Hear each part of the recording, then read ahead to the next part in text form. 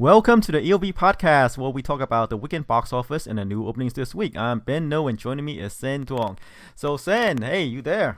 Yeah, I'm here. All right, so we have Kong opening last weekend, Kong Skull Island. I guess that's the only lone wide release last weekend as well. Yeah. And when the Thursday preview numbers comes in, and they were projecting like about 40 some million opening. I said, oh my god, it's gonna be another podcast. Meaning today, I'm gonna apologize for being wrong. But as the days were on, the Friday figure came in, and I said, okay, I'm on pretty safe ground. Yeah. I think the Thursday number was around 3.7 million, was it? Yeah, or somewhere around there, and they projected to be, based on that, they say it's probably going to be around 45-ish or 50. But then the outlook improved as the Friday wore on. Right. Thursday figures are hard to gauge because I think Logan's Thursday figure was nearly twice that. So there's a reason why they will, I guess, like you said, after the Thursday figure come out, people were a little bit worried. Or I guess not people, maybe the studio was probably a little worried. Well, it affects us because, we're doing all these projections, and if we're wrong often enough times, people might think that we don't know what we're talking about. Right. What figures were we projecting? Okay, so I said between 55 to 60 million, and you said 70. So okay, so you were pretty right on. It was within your range in the upper end of your range. Right. So as long one of us is correct, I think we're good. We're good. So okay, the movie came in number one at the box office. It beat out Logan, with a 61 million take. That's the estimate. The estimates are usually higher than the actuals. When the real number comes in general, except with Logan, it's even higher than that. Yeah. During its opening weekend, I think it was like 83 million or so, right? But when it actually came in, it was 88. No, it was 85. They estimated it at 85, and then the final figure came in at 88. Right. So it's one of those rare movies where the estimates are actually lower than the actual numbers. But in general, the estimates are actually a bit higher than the actual numbers. Yeah, so Kong is decently well reviewed for the kind of movie that it is. It's just purely popcorn movie. And it's been remade and rebooted so many times. So to have another reboot scoring 79% on Rotten Tomatoes, that's pretty good. And the 60 million is actually not bad. Well, it's about I guess where you had it, where we had it, right? So let me see. Let me check the Godzilla movie. Godzilla, I think the U.S. Godzilla opened to I think around 85 to 90 million. No, 93 million. It opened to 93 million. Okay, yeah. So not as high as Godzilla. Well, that's the second Godzilla movie in the States, and you're right. The second Godzilla movie did beat out this new reboot of Kong. Yeah, that's what I've been saying, in the last podcast, is that I think Godzilla is viewed better than King Kong. Yeah, maybe. In a sense, the 60 million opening is kind of, although it's kind of within our projection, I think it kind of surprises us as well that it made so much, right? Because the previous Kong movies, or like especially the Peter Jackson one, right, is not well regarded. As you said, critics gave him a pass because of the Lord of the Ring movies. Yeah, maybe. But here's the thing. I mean, at the time, I think everyone's slightly mixed, but everyone was like, wow, the last hour of Peter Jackson Kong was, really exciting and on a technical level, pretty well done.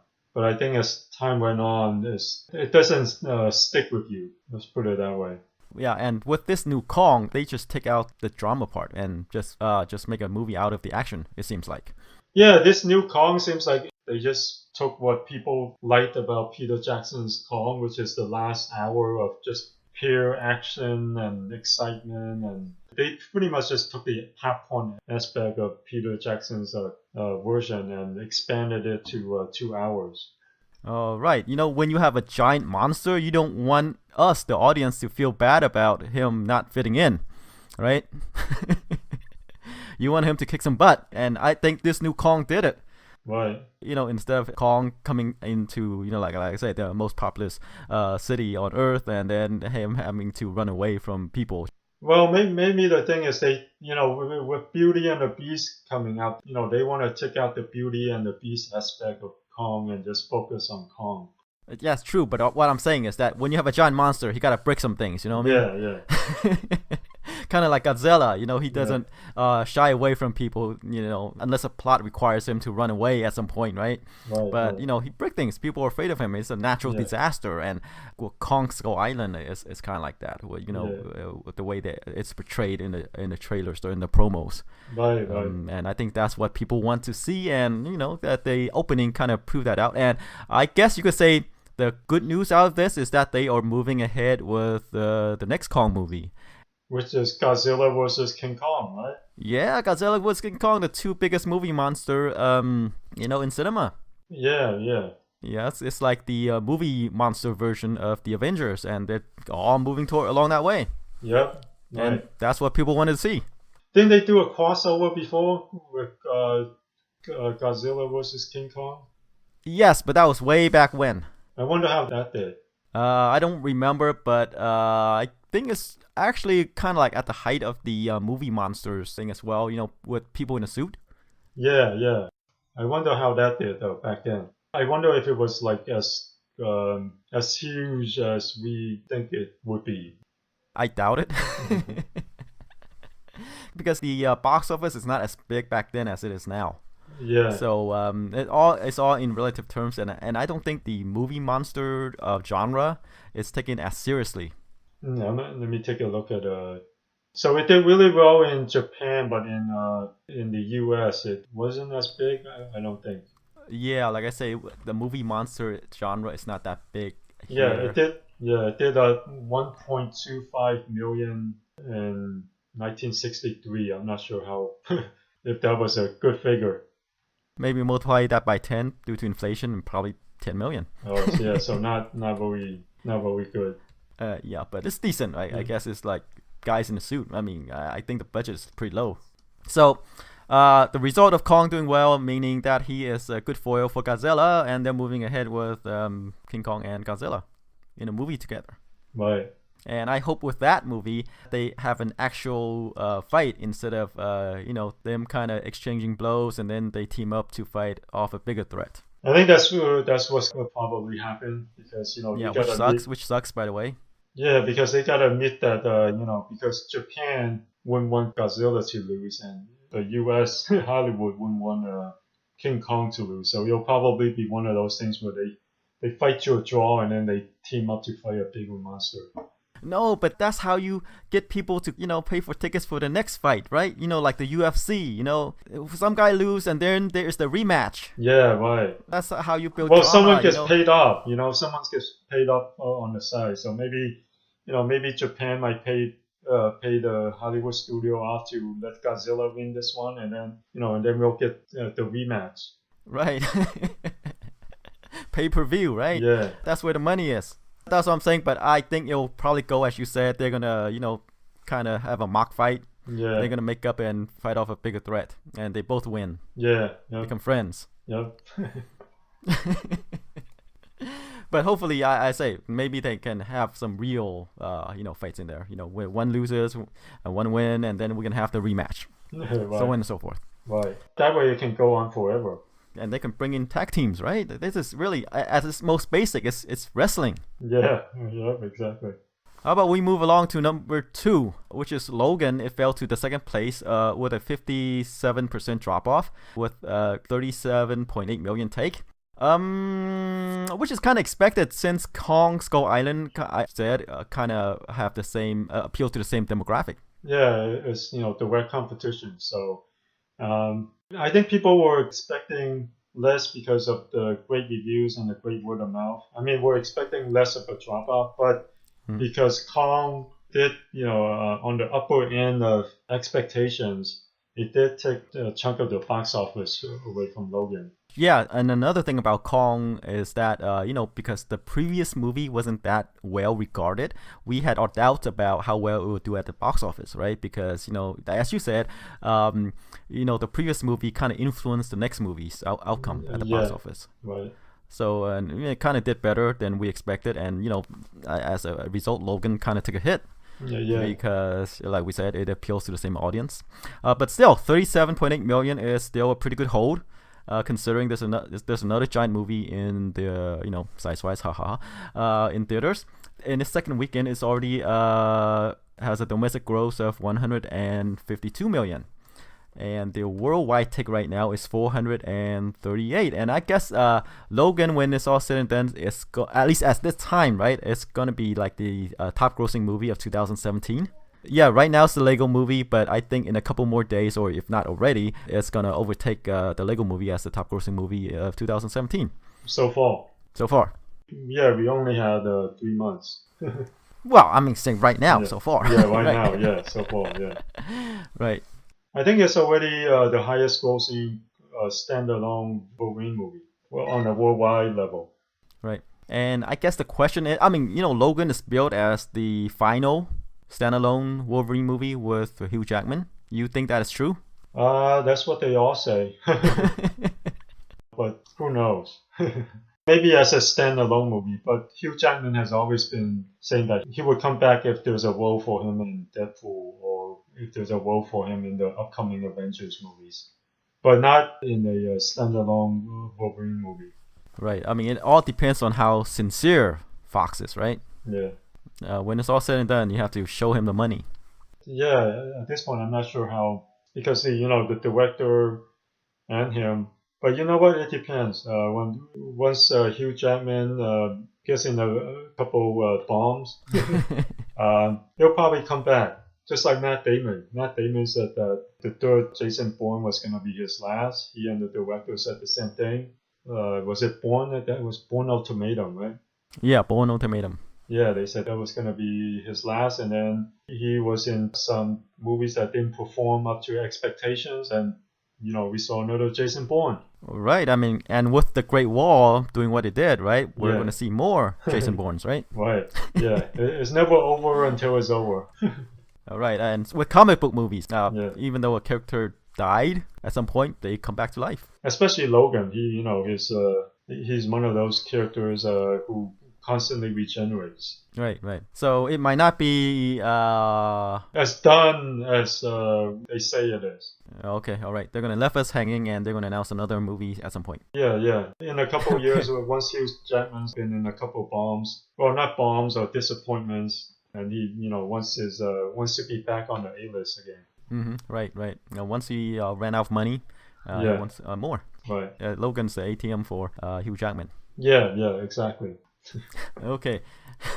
Moving along to number 3 is the horror movie Get Out. Another amazing weekend for this horror movie. Yeah. 21 million. The drop off is only 25%. Domestic gross is 111 million. So, it's one of these breakout hits. I guess it hits a social nerve somehow.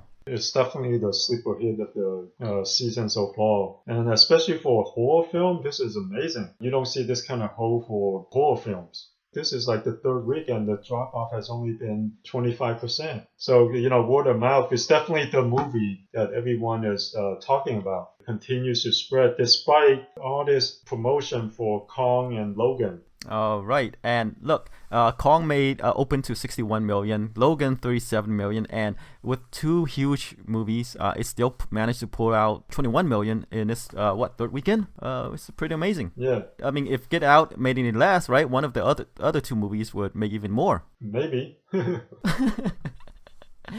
Okay, number 4 is The Shack. It pulled in 10 million. Surprisingly, it held on quite well.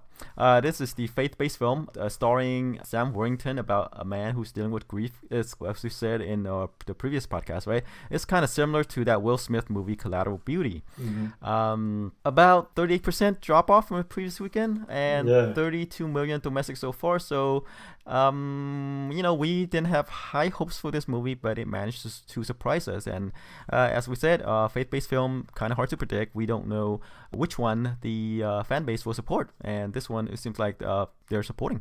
Yeah, right. These films tend to experience huge drop-offs on the second weekend, and this one is holding up pretty well. Right, and maybe, as we said previously, like it basing it on a novel might not affect it at the box office. Like I said, we just don't know which one they will support. Right. And it's kind of interesting that the Will Smith one, Collateral Beauty, they got all these Academy Award winning actors and actresses and A-lister like Will Smith, and it's kind of got ignored. This one, they got all the B-list or C-list actors, and it's being embraced by the Christian community. Yeah, yep. All right, let's go on to number 5, the Lego Batman movie. It did 7.8 million over the weekend, and it kind of experiences a best hold so far. The drop off is only 33%. The total after 5 weeks of release is at 159 million. Let me see what the worldwide figure is at. Worldwide is at 275 million on an 80 million budget. So solid business, just not as good as the Lego movie. Not as good, but as I said, the budget's 80 million. If they keep on cranking these out, they're going to make money, just like Universal and the Illumination animation unit, right? Right. They kept the budget at around 70, 75, 80, and it continues to perform very well for them. And I can see the Lego brand with these kind of movies, doing the same for Warner Brothers. Yeah, and these movies will, do gangbusters on home video. Parents will gobble up the DVDs, and kids will want to get the the Lego sets that's based on these movies. Yeah. So win for everybody. Yeah, except win, the poor parents who have to shell out money for the movie and the box sets, etc., etc. Yeah, that's a great point. These movies are kind of like the Cars of, except these are much better review and much in general better movies. It's like the Cars franchise in Pixar. They're not really making it for the prestige or for the goodwill. It's really for the toys, the merchandising. But these Lego movies, unlike Cars, they're actually very well made. They're very well reviewed. They're like 90 percentile range on Rotten Tomatoes. So these are well received films, and they probably make a buttload on merchandising. Yep, and that's the more important thing, right? Yeah. They're taking the Disney approach, where the movie is really advertisement for the merchandise, apparels, backpacks, lunch boxes, whatever. And if the movie turn out great. And in this case, they do turn out great. Right. And like Cars, no one's really asking for Cars 2 or Cars 3, but they sell like billions of dollars in merchandising every year, which can support many Pixar movies. Right, that's true. And it seems like Cars, with the next Cars movie, they're kind of doing a reboot, aren't they? Sort of. We'll see. It looks and it feels like a reboot, kind of. Yeah, it feels like yeah. So we'll see. But in any case, right, they're gonna move more toys. Yeah. All right, let's move on to number 6. Another movie that's based on a novel, Before I Fall, is this YA Groundhog Day, kind of. Yeah. It pulled in 3 million, and surprisingly, I don't know what's going on this week. It has another good hold, kind of like The Shack and the Batman movie. Right. And domestic gross is about roughly 9 million in the second weekend. Yeah, not very good. These figures are kind of low, so even though the hold is decent, it's not gonna do this movie any good now. Right. As we said, the YA genre has fallen off a cliff. Yeah. So another one that fell victim to, I guess, fashion. Yeah, it seems like this group is very fickle. Now, at first, I thought maybe it's like we said in previous weeks, maybe it's because these franchises are so similar. But this is pretty different. It kind of moves it in a different direction. But maybe it just seems too familiar to people. This whole Groundhog Day approach. They've seen it in that Tom Cruise sci-fi movie Edge of Tomorrow, and this one, sure, it's a slightly different take on it. It's for teenagers, but maybe it's a combination of that audience is very fickle. They don't want to support these movies anymore, and maybe it seems too familiar to them. Yeah, you would think that Before I Fall kind of appeals to really teenage girls, right? Yeah, It has the high school setting. It has romances. yeah. It has kind of a life lesson thing in there as well. Hmm. So you would think it would make a good movie for them, kind of like Age of 17. But I guess like you said, it got ignored. Yeah, and the reviews were solid too. I mean, Mm-hmm. especially for these kind of films, 67% on Rotten Tomatoes.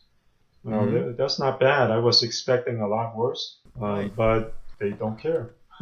All right, so moving along, number 7, Hidden Figures, 2.7 million over the weekend, about roughly 28% drop off. Domestic gross is 162 million. Worldwide is only 206 million. So it's doing very well domestically, but not that well overseas. I think it's only recently started its overseas launch. I think it still has a ways to go. Yeah, but this movie probably won't appeal that wide overseas, I think. Yeah, the appeal is definitely higher here, but you know what? 43 million overseas isn't too bad. It's actually kind of solid because it was only released like a week or so ago overseas, and 43 million after a couple of weeks, especially for this film. Like we said, we don't think it's gonna be as appealing to the overseas market as an action film, for instance. But 43 million after a couple of weeks overseas is actually pretty good. Especially for a drama. Yeah, sure. Especially when you compare to the budget, right? Yeah, Budget's only 25 million. yeah. So it's actually kind of solid so far. It might even crack 100 million overseas. It's only released in the last couple of weeks, and it's continued to expand. And so the 43 million is pretty promising. All right, so let's move on to number 8, John Wick Chapter 2, pulled in 2.7 million. Highest drop off of 44% roughly, compared to the other movies above it. Domestic gross is right now is 87 million, and the worldwide take is 153 million. And the drop off is high. I think it's because of Kong and Logan. I mean, it's kind of okay. It's like what 44% isn't. For an action movie isn't that huge. Right, but when you compare it to the movies like Lego Batman movie, Before I Fall, Hidden Figures, Yeah. they're kind of relatively high. Yeah, compared to those films, yeah, but not too bad. It is an action film. Right. These films, if it holds up in the 40% range, is pretty solid. Lionsgate will probably keep this movie in theaters for a while until it cracks 100 million, because it's getting pretty close. Mm-hmm.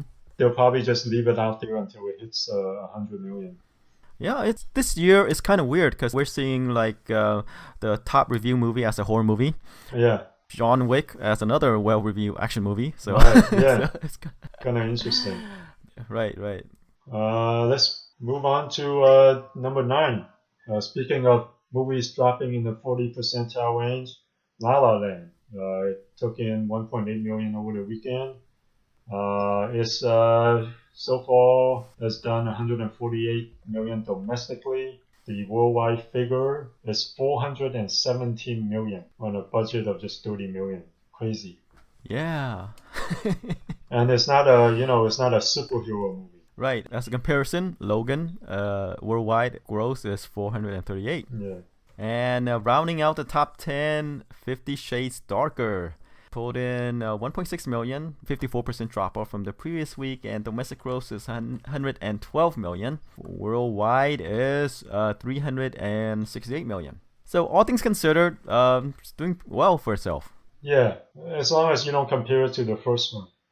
Like we mentioned previously, it's gonna be a huge profit maker. As long as you don't compare it to the first film's numbers. The first film did what, over 500 million? Although this one is, I'm not sure if it'll crack 400. Maybe. Let's see, the first film, 571 million Okay, worldwide. yeah, this one will not get anywhere close to that. Right, right. And I guess as a franchise, it did okay. I mean, made a lot of money for the first movie. Second movie did pretty good itself considering, right? But yeah, considering the budget is so low. yeah, yeah. And review-wise, I think it's still 9% at Rotten Tomatoes, right? So it's not well reviewed. Mm-hmm. Yeah, still 9%, Yeah. which doesn't bode well for the third movie's domestic take here. Yeah. But worldwide, it might be able still to pull it off. Yeah. But at 55 million, and since they filmed this back to back, this one and the third movie back to back, it doesn't look like the third movie this budget will be much higher than 55 million. Yeah, it's gonna be a huge profit maker, but I think the drop off will be similar. The third film will probably gross domestically in the 70, 80 million range, maybe. And then worldwide, it'll probably take another hit, but it'll probably still end up making, 250, 300 million. Yeah, when it's all said and done, it's a pretty successful franchise, I guess. Yeah. Even though it fell off with subsequent movies, but it's that's kind of to be expected, really. Yeah, but again, this is probably the last going for a huge YA genre. It's 50 Shades YA. It came from YA. It was originally fan fiction for Twilight. Right. I heard that, but it's okay. Yeah. Yeah, I said it did pretty well for itself, Yeah. considering what is the source material. Right. All right, that rounds out the top 10. Should we move on to the openings? Sure. All right, so we have, I guess, 2 wide releases this weekend. Beauty and the Beast is the live-action remake with Emma Watson, and the Belko Experiment. Right. All right. Let's go with Beauty and the Beast first. Okay, we start with Beauty and the Beast. It's the live-action remake starring Emma Watson, Luke Evans, Emma Thompson, Kevin Kline, Ewan McGregor, Stanley Tucci, Ian McKellen. So, hey, it's a British production, it seems like. Yeah. And it's directed by Bill Condon. Yeah. It continues Disney's successful live-action adaptations of their classic animated features. And this one, the reviews are solid, 70% on Rotten Tomatoes so far, with 67 reviews. That's actually not bad, although it doesn't seem as high as some of the other ones. Like, what's the last one? There's Maleficent, there's Jungle Book, Cinderella. Yeah, Cinderella and Jungle Book. I don't think Maleficent was that well reviewed. Jungle Book was like 90-something% on Rotten Tomatoes. Cinderella was 90-something% too. And this one's 70%, which is still not bad. Still pretty solid. Yeah, considering. So, the latest live-action movie based on the Disney animated classics, they're gonna make more. This is the latest one. I guess the budget is around 160 for this.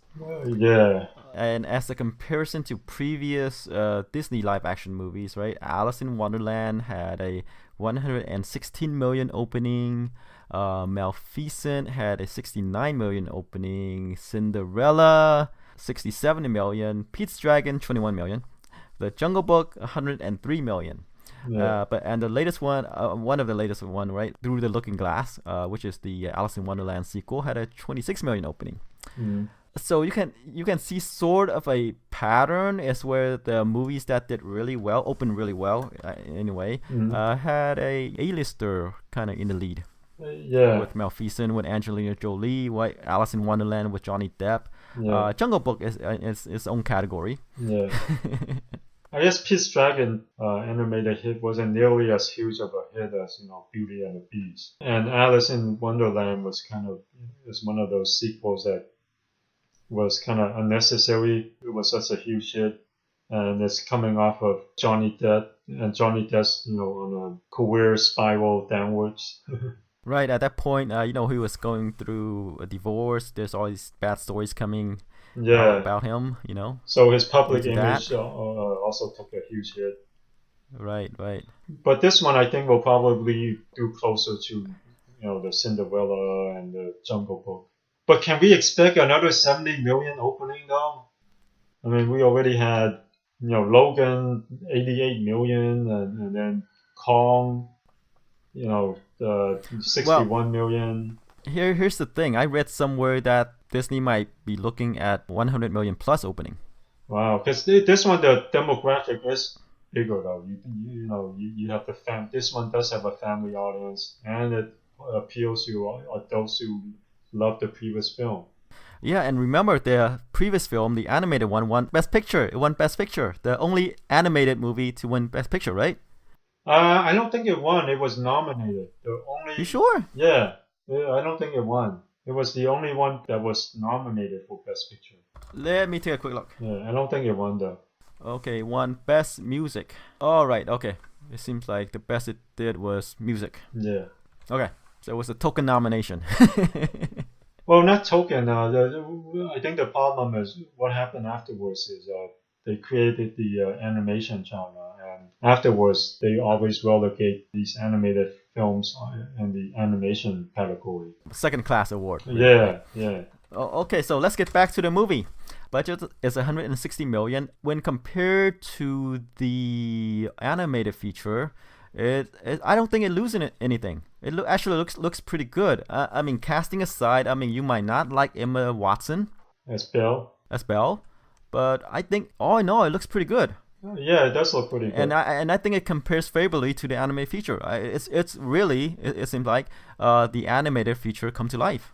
Yeah, although at 70%, it doesn't seem like it quite captured that magic. Well, it could probably capture some of it, but it doesn't seem like, it moved it in another direction. For instance, like the Jungle Book.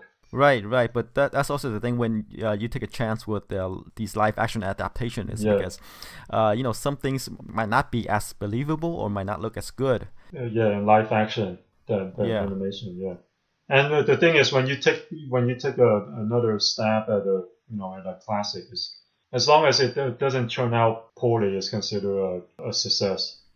Right, and to build upon that point, right? I mean, Belle, they always have she's perceived as a certain way, right? Mm. And then there's Emma Watson. Does she fit the image of Belle for people? Oh, you mean the whole feminist thing? Well, there's that too, but I mean, Belle in her animated form has been ingrained in people's mind, right? And people are going to compare her and Emma Watson. Do they look alike? Right. Do they act alike? Right. I mean, Belle, I think if you think feature-wise, Belle has more, like her features are more, I'm going to say not delicate, but, softer and rounder, whereas Emma Watson is a little bit more angular, and partly she's also really skinny, so. Yeah, true. But I thought, watching it, she from the trailer, it seems like she fits the part. Yeah, but I think she's fine in the role. Mm-hmm. Probably pretty good as well. But, like I say, there's this part where, people might not think of her as Belle, because she, people know her as, as Hermione. A character in Harry Potter, right? Yeah. Yeah, Hermione. Yeah, that's true. I think at first when I didn't picture her as Belle either.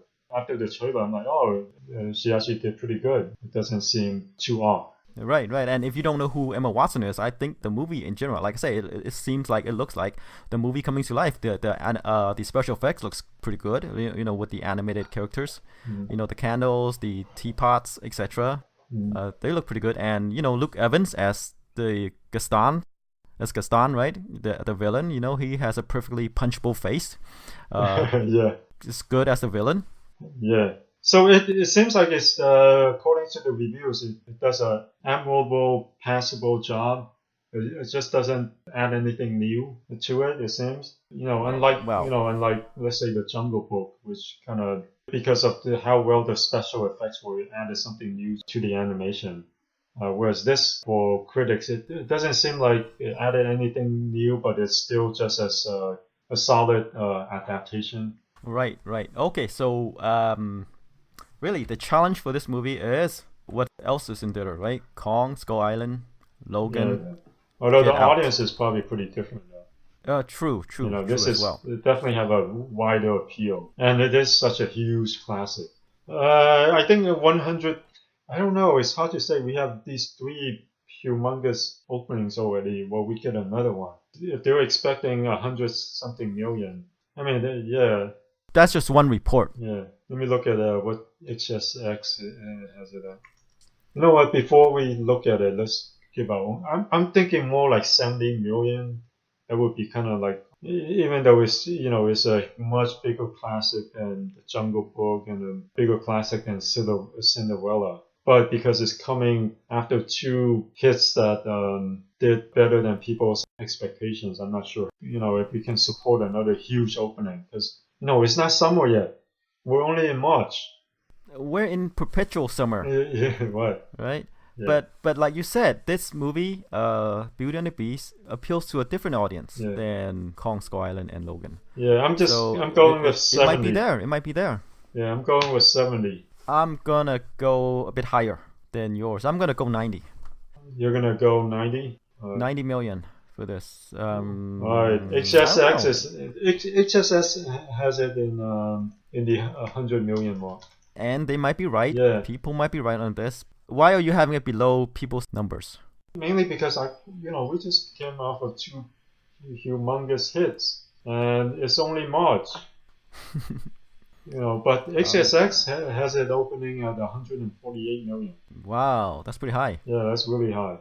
But this is Beauty and the Beast. I Yeah. can see why they would project it that high. Yeah. But I guess for various reason, I'm not seeing it. Right. And we might be way off on this, Yeah, as we probably. tend to be sometimes. Yeah. I think mainly because these movies don't appeal to us. We're not the target audience, so I think that's why we're off. We're underestimating maybe this movie. Yeah, right. But it is a bigger appeal, and it is a more recent in terms of box office, bigger hit than say the Jungle Book, in terms of the animated form, or Cinderella. So okay. Yeah, I mean, I can see parents taking their daughters to watch this, right? I can see that elusive YA crowd coming to see this. I wouldn't put it as the YA crowd. Well, I'm just saying, I'm trying to work them in somehow, right? They disappeared. Yeah. Where did they go? They're Right. going to see Beauty and the Beast. Well, maybe. So, yeah, I don't know. I guess it's another movie that I could say that we might be off because, hey, it doesn't appeal to us. Yeah. So we'll see. I think you might win out on this. If HSX is having it at 148 million. Which is really high to me, but like I say, what do we know since, we're not going to say, hey, let's go see Beauty and the Beast. Yeah, right. All right. Right now, we're admitting that we could be very wrong on this movie. Yeah. Because it's not a movie that's made for us, but it's made for a lot of people who are willing to go see this one. Right. All right. How about we move on to the Belko Experiment? Let me see. On Rotten Tomatoes, the reviews are at 56%. Oh, but there's only 9 reviews so far, and reviews tend to drop, so it might look pretty bad by Friday. This is pretty much the purge. Yeah. I guess the only thing I have with this premise is, well, who knows? I mean, the only thing is, if people know that they're going to be killed anyway, no matter what, because the premise is everyone who works inside this Belko building is being under siege and they have to kill each other. They all have chips in the back of their heads. These chips would explode. Here, maybe you can explain it better. Well, you're doing pretty good yourself there, but the plot comes straight out of this Japanese manga, right? Mm-hmm. For some inexplicable reason, people just have to kill each other just because. Mm-hmm. You really can't explain it. It's like one of these plot points to see people's basic impulses, right? Like, what will you do for self-preservation? Right. And as you said, it's probably this movie was made because how well The Purge is doing, the Purge franchise. Right. And it's kind of like the Saw movies, torture porn. This is more like, just let people exercise out their anger. Yeah. Pretty much. What's that Japanese movie again that was about survival? That the Hunger Games, the writer of the Hunger Games was alleged to have Battle Royale or yeah, something Battle like that. Royale. Yeah. So it's kind of in but that that's range. yeah. I mean, I read a lot of Japanese manga, and it's a more common plot point than you think. It's like these survival Hunger Game-ish things. The only thing with this is if they know that, hey, a certain number of them are gonna be killed anyway, regardless. So why not just be like, we're just gonna sit here. You're gonna kill us anyway. That's what I mean. You don't try to explain it or try to make sense out of it. It's just there, just to examine what people will go through under duress. Right. There's that. And then, of course, there's the people in it.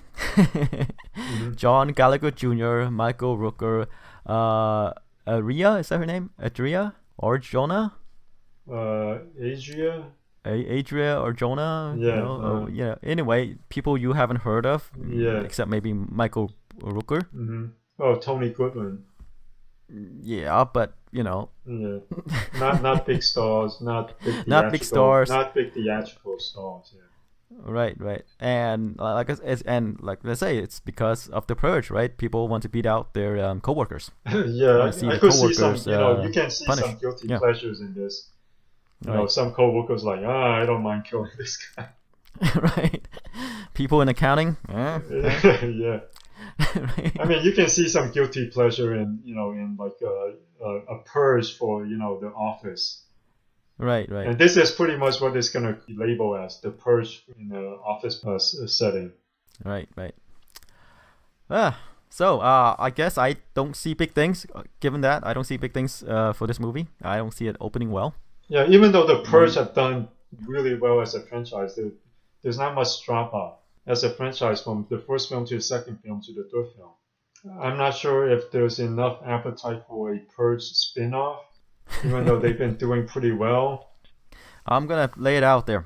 Probably a 3 million opening or below. Whoa, that low? That low. Yeah, look at this. The Purge have done successfully well. I mean, the first Purge did 64.5 million. The second Purge did nearly 72 million, and the third Purge did 79 million. Yeah, see, the thing is, the Purge is kind of like a horror movie, right? Whereas the Belko Experiment is different. Yeah, it's kind of the same thing, except Sure, Yeah. but I kind of like differentiate the two at that point. So that's why 3 million opening main, and also because of there's all these big movies still in theaters.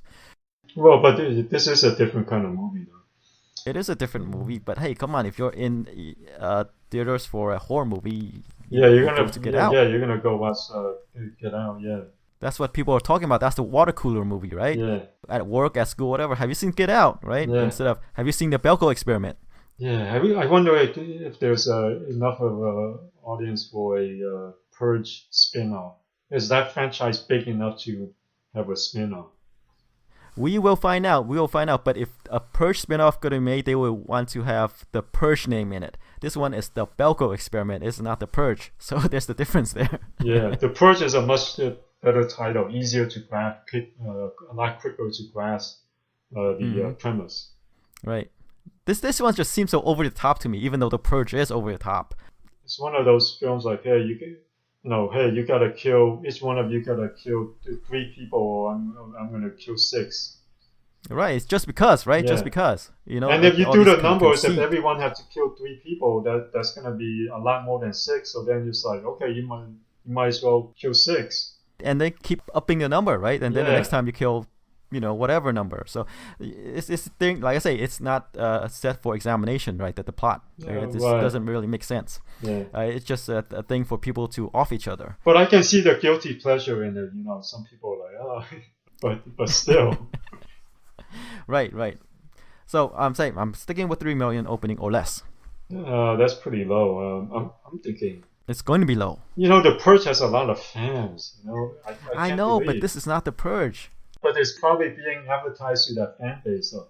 Maybe the fan hit some sort of nerve. I don't know, right? I mean, but there's this world where it's government sponsored, government sanctioned. And it is by the I don't know what it Blumhouse. is. It is a Blumhouse production, and those guys don't lose so far. Oh, okay. Your number. It's Purge Light, so I'll go, instead of 30 million opening, I'll go with 12 million. How's that? Oh, wow. Okay. So we will find out if there's actually a Purge genre. Yeah, because the Saw movies, with the first Saw movie did about 50 million domestically, and then the second and third ones did better. Or the second one did better anyway, and those led to a huge this whole torture porn genre. And Saw wasn't that big, but in relative terms, The Purge is kind of like that size. So I wonder if it would lead to all these kind of purging subgenre, like what Saw did to torture porn. All right. So I guess after the lull, when you say that horror movies, or trending toward more cleaner.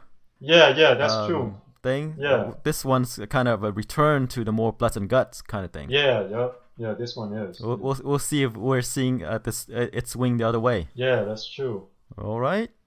So we differ pretty widely on the Belko Experiment. Mainly because we don't know if there is actually an audience for a Purge spinoff that's not the Purge. Yeah. Right. So I'm saying 3 million because hey, you know who's in this movie, and because of the movies, other movies in theaters.